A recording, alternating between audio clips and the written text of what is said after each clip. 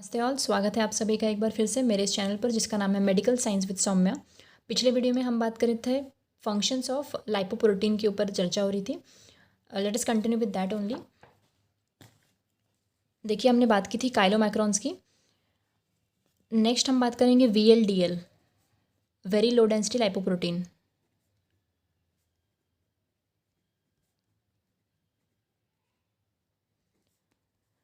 तो इसका जो फंक्शन होता है वो क्या होता है? It basically VLDL is synthesized in inside liver. तो जहाँ काइलोमाइक्रॉन इंटेस्टाइन्स में सिंथेसाइज हो रहा था, वहीं पर VLDL जो है वो लीवर के अंदर सिंथेसाइज होता है। और किससे बनता है VLDL? तो it is synthesized in liver and it carries endogenously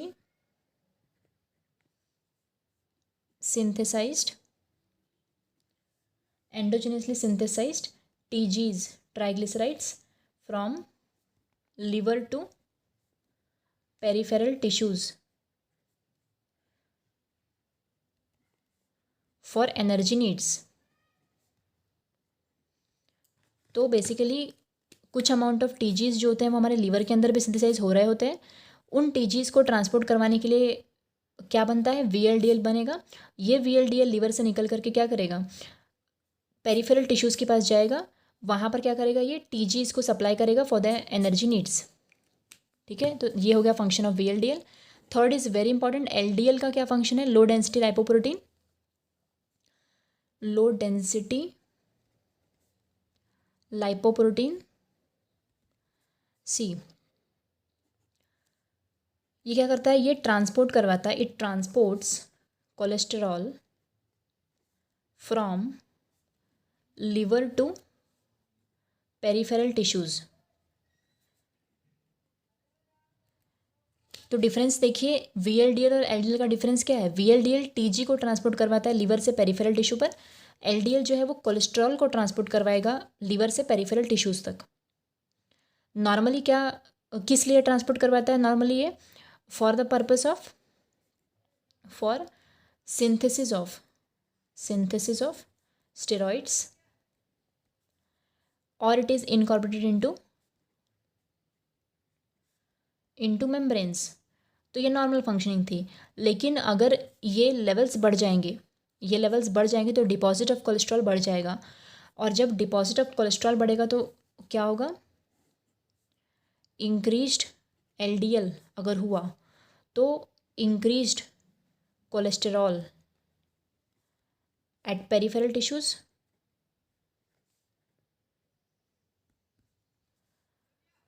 और इससे क्या होगा? जो मैकेनिज्म मैंने बताया आपको पूरा का पूरा एथेरोस्क्लेरोसिस वाला, वो पूरा मैकेनिज्म होगा और इससे injurious to causes what? It causes MI like conditions को ये बढ़ावा देगा। दिस इज़ द रीज़न इसको हमने क्या कहा? बैड कोलेस्ट्रॉल कहा। तो एक्चुअल में क्या करता है ये बेसिकली क्या करेगा? ये creates an procoagulant surface on endothelium causing blood clot formation. तो बेसिकली ये मैकेनिज्म है बैड कोलेस्ट्रॉल, जो कि कैसा कोलेस्ट्रॉल है? ग्लाइकेटेड या फिर oxidised LDL। Okay, next is fourth है HDL। HDL को हमने कहा high density lipoprotein and it is a good cholesterol. Good cholesterol क्यों? क्योंकि ये लोअर डाउन करता है ब्लड के अंदर कोलेस्ट्रॉल लेवल्स को। देखिए कैसे करेगा ये? It transports cholesterol from peripheral tissues to liver. अब पेरिफेरल टिश्यूज से उठा करके कोलेस्ट्रॉल को वो लिवर के पास लेकर के आएगा for the purpose of their excretion के लिए, for their excretion through bile. तो इसीलिए HDL क्या हो गया, ये हो गया आपका गुड कोलेस्ट्रॉल, क्योंकि ये कैसा है, एंटी एथेरोजेनिक है ये, क्योंकि ये क्या कर रहा है, ये कोलेस्ट्रॉल का एक्सक्रीशन करवा रहा है। ओके, अब देखिए यहाँ पर, remember one thing that for excretion of cholesterol, esterification of cholesterol is very important. Esterification of cholesterol is required. तो ये जो esterification होता है ये दो तरीके से होता है। एक तो देखिए कैसे होगा, बाय LCAT एंजाइम से होता है, और दूसरा जो होता है बाय ACAT एंजाइम। तो जो LCAT एंजाइम है, लेसिथिन कोलेस्टेरॉल असाइल ट्रांसफरेज, और ACAT क्या होगा, ACAT is acyl cholesterol acyl transferase. तो बेसिकली होता क्या है कि कोलेस्टेरॉल प्लस प्यूफा जब होगा, poly unsaturated fatty acid, cholesterol plus PUFA in the presence of LCAT क्या हो जाएगा, ईस्टेरिफाइड कोलेस्टेरॉल बनेगा, और इसका होगा एक्सक्रीशन। ठीक है, तो डिफरेंस बिटवीन LCAT एंजाइम और ACAT एंजाइम पूछा जाता है आपसे। यहाँ पर क्या होगा, यहाँ पर cholesterol plus saturated fatty acid आएगा, and in the presence of ACAT there will be esterified cholesterol। ठीक है, तो दोनों एंजाइम का डिफरेंस क्या है, डिफरेंस ये है कि LCAT जो है वो कोलेस्ट्रॉल को स्टेरिफाई करवाएगा with the help of unsaturated fatty acid, वेरेज ACAT जो है वो सैचुरेटेड फैटी एसिड की मदद से इसको स्टेरिफाई करवाएगा, और दोनों ही एक्सट्रीट करवाएंगे। रिमेंबर कि LCAT जो है, LCAT क्या है, एक प्लाज्मा एंजाइम है। प्लाज्मा एंजाइम होने की वजह से ये कभी भी सेल के अंदर की जो कोलेस्ट्रॉल लेवल्स है उनको कुछ भी उसको अफेक्ट नहीं करेगा। नेक्स्ट देखिए, तो दिस वाज द फंक्शंस के बारे में हमने बात कर ली। अब देखिए एक बात याद रखिए कि ये जो मैं बोल रही हूँ बार बार, high density low density lipoproteins जो हैं, तो डेंसिटी जो है वो बेसिकली किस पर डिपेंड करती है, कोई भी चीज़ जिसमें oil in the sense is lipid और प्रोटीन, इन दो चीज़ों से बना हुआ है आपका लाइपोप्रोटीन। तो अगर मैं बोल रही हूँ कि लो डेंसिटी है तो इसका मतलब कि ऑयल जो है इज़ मोर इन अमाउंट, मतलब कि लिपिड का अमाउंट ज़्यादा है, लिपिड इज़ मोर, और प्रोटीन कम होगा। एंड अगर मैं बोल रही हूँ high density, that means lipid oil is less, या भी बोलूँ कि लिपिड जो है is less than protein, protein ज़्यादा होगा तभी डेंसिटी ज़्यादा होगी, क्योंकि वी हैव सीन कि जब हम ऑयल को पानी में डालते हैं तो ऑयल क्या होता है, तैरता है ऊपर, दैट मीन्स उसकी डेंसिटी कम है। तो लो डेंसिटी का मतलब कि ऑयल जो है वो कैसा है, ज़्यादा है उस पर्टिकुलर सब्सटेंस में, और हाई डेंसिटी मतलब कि ऑयल की मात्रा कम है, प्रोटीन की मात्रा ज़्यादा है। This was the difference. अब देखिए एक बात याद रखिए कि एक होता है lipoprotein, okay let it be. पहले हम बात करते हैं किसकी, एपोलाइपोप्रोटीन्स की, एपोलाइपोप्रोटीन्स की बात करते हैं हम। तो क्या थे ये एपोलाइपोप्रोटीन्स, ये थे बेसिकली प्रोटीन पार्ट थे, प्रोटीन पार्ट ऑफ लाइपोप्रोटीन्स। ठीक है, तो इन एपोलाइपोप्रोटीन्स में कुछ एपोलाइपोप्रोटीन्स आपको याद होनी चाहिए जो कि मेजरली पाई जाती हैं आपके डिफरेंट लाइपोप्रोटीन्स में। तो सबसे पहले हम बात करेंगे HDL, LDL, काइलोमाइक्रॉन्स, ठीक है। तो ध्यान दीजिए यहाँ पर कि HDL में कौन सा मेजरली कौन सा होता है, ApoA1 is majorly found in HDL, majorly present. Then LDL में कौन सा होता है, ApoB100, ठीक है। ApoA1 जो है वो HDL में पाया जाता है मेजरली, LDL के अंदर ApoB100 मेजरली पाया जाता है, और काइलोमाइक्रॉन्स के अंदर ApoB48 पाया जाता है, B48 पाया जाता है मेजरली, ठीक है। तो ApoB100 ही क्यों पाया जा रहा है LDL में मेजरली, क्योंकि दोनों ही जो है B100 और LDL दोनों ही कहाँ सिंथेसाइज होते हैं, लीवर के अंदर, वेरएज काइलोमाइक्रॉन्स और 48 B48 जो है वो सिंथेसाइज होते हैं कहाँ पर, इंटेस्टाइन में। तो इसीलिए जो जहाँ पर सिंथेसिस होगा जिसका, वो उसके पास जगह रहेगा इंटेस्टाइन में, और ये आ गया किसमें, लीवर में। ओके, देन रिमेंबर कि एक होता है ApoE। ApoE क्यों याद रखना है, क्योंकि क्वेश्चन हो सकता है कि आर्जिनिन से रिच प्रोटीन कौन सा है, इन एपोलाइपोप्रोटीन्स के अंदर आर्जिनिन से रिच प्रोटीन कौन सा है, तो वो है आपका ApoE, ठीक है। तो ये क्वेश्चन हो सकता है। तो ApoE बेसिकली किस में होता है, ये मोस्टली सभी में होता है, काइलो माइक्रॉन्स में होता है, LDL में भी होता है और VLDL में भी होता है। और एक है आपका ApoC2, याद रहे तो ठीक है, नहीं याद है तो कोई दिक्कत नहीं है। ApoC2 किस में होता है, मैच्योर काइलोमाइक्रॉन्स में, एंड VLDL में होता है, ठीक है। तो this is not that important. Important क्या है, ये तीनों के मेजरली जो प्रेजेंट है एपोप्रोटीन्स वो पता होनी चाहिए। ApoA HDL में होगा, ApoB100 इज इन LDL, काइलोमाइक्रॉन्स के अंदर 48 है, B48। रीज़न क्या है दोनों का, रीज़न ये है कभी अगर कन्फ्यूजन हो कि B100 और B48 में कौन सा किस में है, ध्यान रखो कि काइलोमाइक्रॉन्स बनते हैं इंटेस्टाइन में और B48 भी इंटेस्टाइन में बनता है, ठीक है।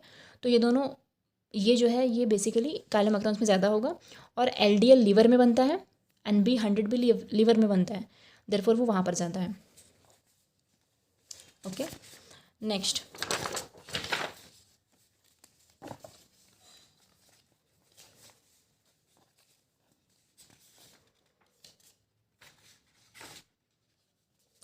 अब देखिए, नोट करने वाली एक बहुत इंपॉर्टेंट बात है, वो पूछेंगे, question will be what is little rascal. अब लिटिल रास्कल क्या है, तो लिटिल रास्कल बेसिकली होता है लाइपोप्रोटीन स्मॉल a, ठीक है, लाइपोप्रोटीन स्मॉल है। तो इसको बेसिकली लिखते कैसे, लाइपोप्रोटीन A ऐसे लिखते हैं। तो इसमें हमें क्या कभी भी कंफ्यूज नहीं होना है, ApoA और लाइपोप्रोटीन A दोनों अलग अलग होते हैं, ठीक है, बोथ आर डिफरेंट। ApoA हमारा क्या है, ये हमारा एपोलाइपोप्रोटीन बेसिकली ये प्रोटीन है, और लाइपोप्रोटीन A जो है वो एक लाइपोप्रोटीन है। तो बेसिकली ये क्या है, इसको हमने लिटिल रास्कल क्यों बोला है वो समझ लीजिए एक बार।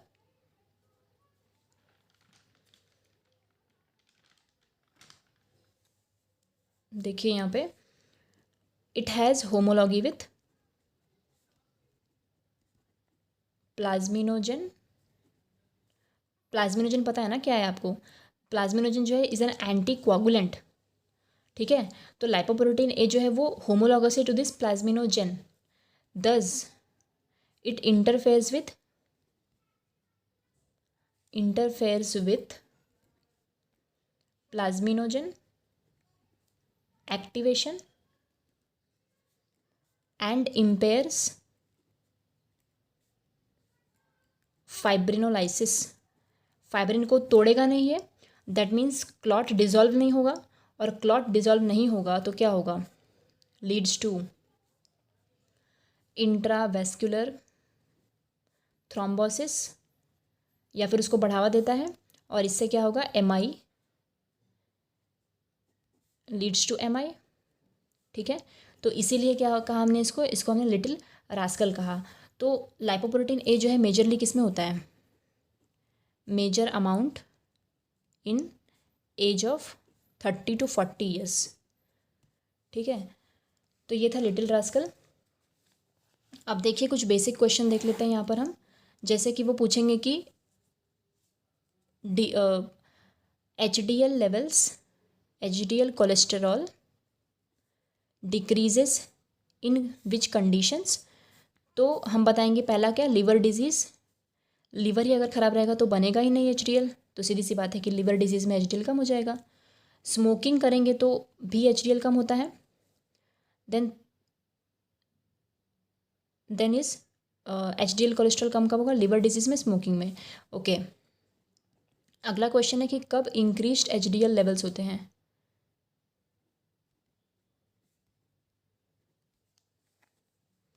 तो इंक्रीज्ड HDL कोलेस्ट्रॉल, अब HDL cholesterol is a good cholesterol ना, गुड कोलेस्ट्रॉल है तो उसको बढ़ा रहना इंपॉर्टेंट है। अगर वो बढ़ा है हमारे सीरम में तो it is good thing for us. तो क्या क्या ऐसा चीज़ होगा जिससे ये लेवल बढ़ जाएगा। तो पहला है eating whole fruits, vegetables, then eating whole grains and cereals, using oils with fewer trans fats. तो वो कौन से ऑयल होते हैं आपके, olive oil, sunflower oil and etcetera. Then fourth is replacing meat with plant based protein sources जैसे कि tofu. ठीक है, then fifth is regular exercise.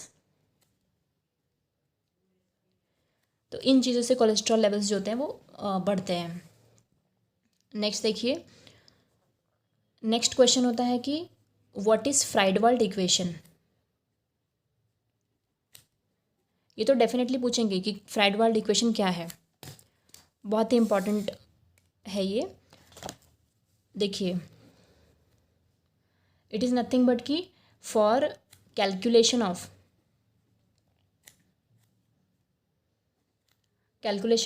LDL levels, indirectly basically अगर हमें LDL लेवल्स को कैलकुलेट करना है, क्योंकि हम डायरेक्टली LDL लेवल्स को एस्टिमेट नहीं कर सकते सीरम के अंदर। ठीक है, तो हमें उसको इनडायरेक्टली कैलकुलेट करना पड़ता है LDL लेवल्स को। तो for the calculation of LDL levels हम एक formula, we use a formula which is what, जो कि है total cholesterol is equal to HDL plus LDL plus VLDL। Okay, तो ये हमारा फार्मूला है कि टोटल कोलेस्ट्रॉल जो है वो HDL plus LDL plus VLDL है, एंड VLDL जो होता है it is nothing but it is 1/5 part of TG, that means TG/5, ये होता है हमारा VLDL। तो देयरफॉर क्या करेंगे हम कि LDL जो होगा वो total cholesterol minus HDL plus TG/5। तो बेसिकली ये जो इक्वेशन है ना, ये वाला इक्वेशन, तो फ्राइडवाल्ड इक्वेशन बेसिकली ये हो गया आपका, LDL is equal to total cholesterol minus HDL plus VLDL, या फिर हम उसको बोल सकते हैं TG/5। तो ये क्या है, हमारा फ्राइडवाल्ड इक्वेशन है for the calculation of what, HDL levels को कैलकुलेट करने के लिए। ये हमने देख लिया। एक देखिए क्वेश्चन आएगा आपको कि व्हाट आर अदर इन्वेस्टिगेशंस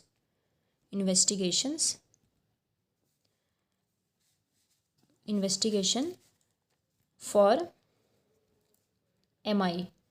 ठीक है, तो ये क्वेश्चन पूछ सकते हैं कि दूसरे कौन से इन्वेस्टिगेशन आप करोगे जिससे MI का पता चलेगा। तो आप बताएंगे कि कुछ कार्डियक बायोमार्कर्स होते हैं। बायोमार्कर्स मतलब क्या, कि बॉडी के अंदर खुद सिंथेसाइज होने वाले कुछ ऐसे मार्कर्स होते हैं जिनका ब्लड के अंदर जो लेवल रहेगा वो ड्यूरिंग MI बढ़ जाएगा। ठीक है, तो उनको डिटेक्ट करके हम ये बता सकते हैं कि वहाँ पर एमआई हुआ है। तो कार्डियक बायोमार्कर्स में क्या आता है, जैसे कि आता है वेरी इंपॉर्टेंट, हमारे केस में भी क्या दिया हुआ था, हमारे केस में भी एक दिया हुआ है CK-MB levels, serum CK-MB levels है ना। तो वही बात कर लेते हैं। पहला है CK-MB। CK-MB क्या है, ये बेसिकली क्रिएटिन काइनेज एंजाइम का एक आइसो एंजाइम है, क्रिएटिन काइनेज 2 बोलते हैं इसको। ये आइसो एंजाइम होता है, iso enzyme of creatine kinase है ये। MB का मतलब क्या है कि it is dimer which is composed of M and B सब यूनिट्स। अब M का मतलब क्या है कि मसल ओरिजिन, और B का मतलब होता है कि ब्रेन ओरिजिन। ओके, तो ये है CK-MB लेवल्स। तो when ever there is MI, जब कभी भी MI होगा तो CK-MB लेवल्स इंक्रीज हो जाते हैं।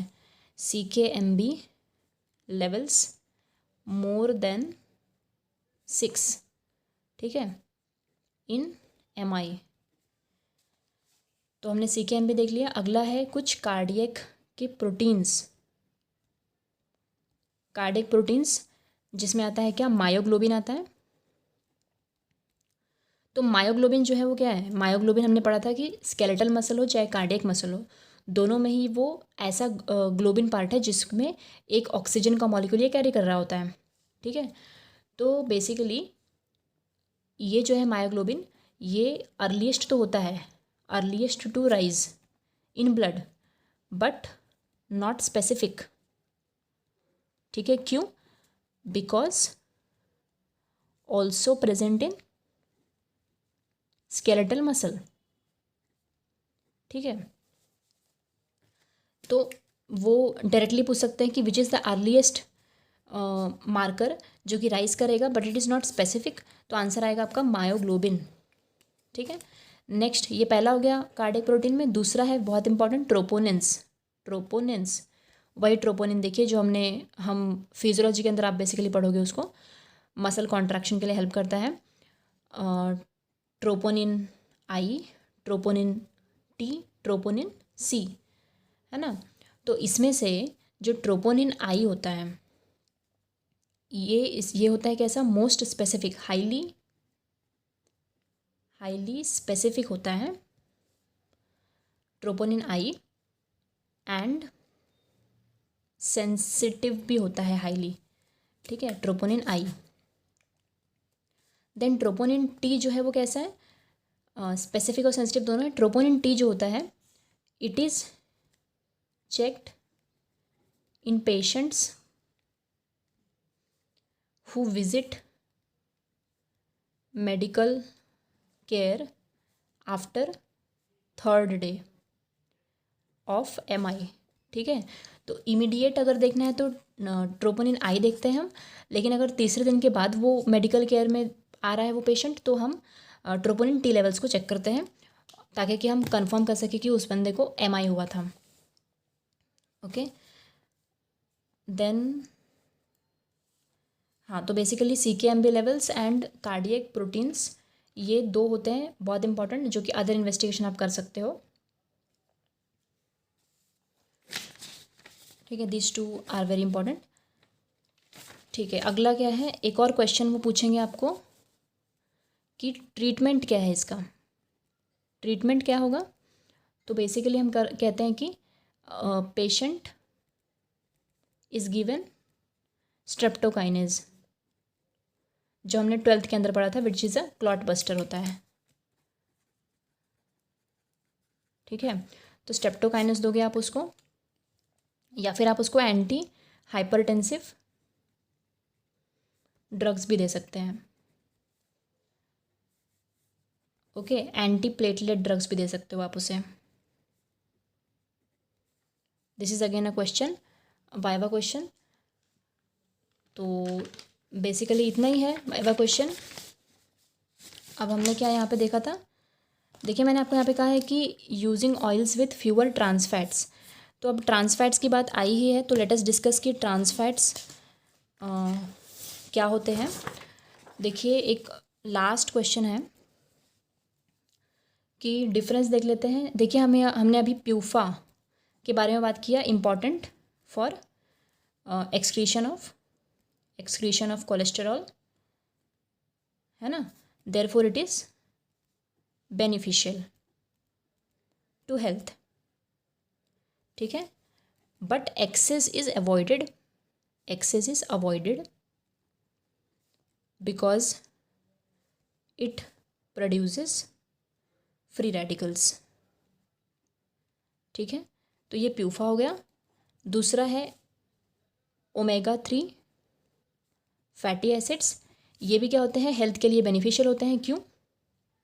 क्योंकि ये बेसिकली क्या करेंगे, डिक्रीज करते हैं, डिक्रीज प्लाज्मा लाइपोप्रोटीन्स।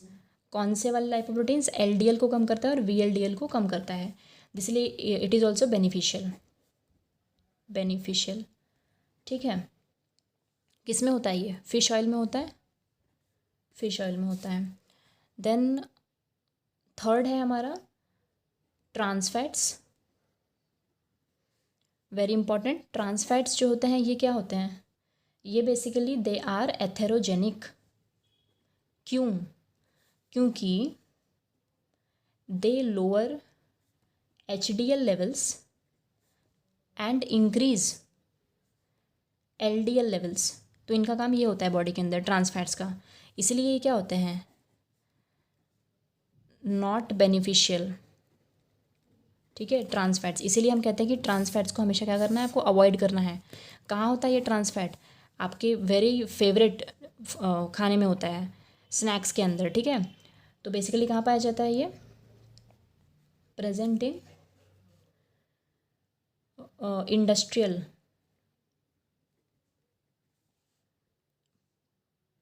प्रोडक्ट्स, जो कि बेसिकली ईटेबल्स होते हैं,